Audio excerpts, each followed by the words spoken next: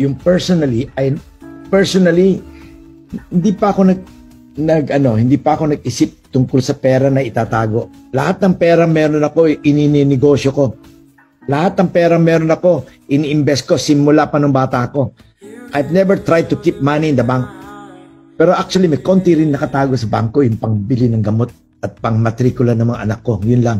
Pero the rest of the money are being used to invest, to create opportunity, to create jobs, and to do many things for everybody.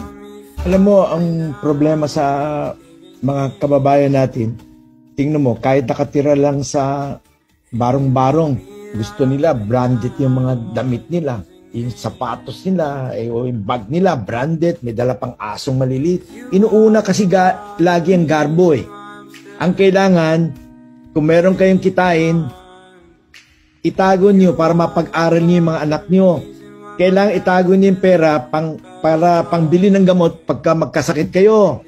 Kailangan itago mo para, in short, prepared for the future. Hindi yung lahat ng dumating na pera ay binibili nyo ng branded o nagsishopping kayo sa mall, shopping mall non-stop every day.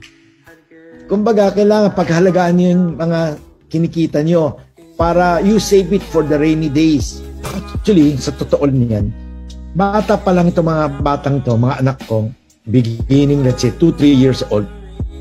Kinakausap ko na lagi yan, lagi kong kasama yan. Lagi ko sinasabi, tingnan mo yung mga anak ko, wala kang marinig sa buong Maynila o buong Pilipinas na nagyayabang sila. O meron ba kayo napataan na nag-no parking sila o nakipagsigawan sila sa waiter o sa police? Yung upbringing ng mga anak ko o ng pamilya namin, lagi kaming low profile, law-abiding citizen kami. Hindi kami yung mga akala mo kung sino. So, ganun ang tinuturo ko sa mga anak ko at sa mga apo ko.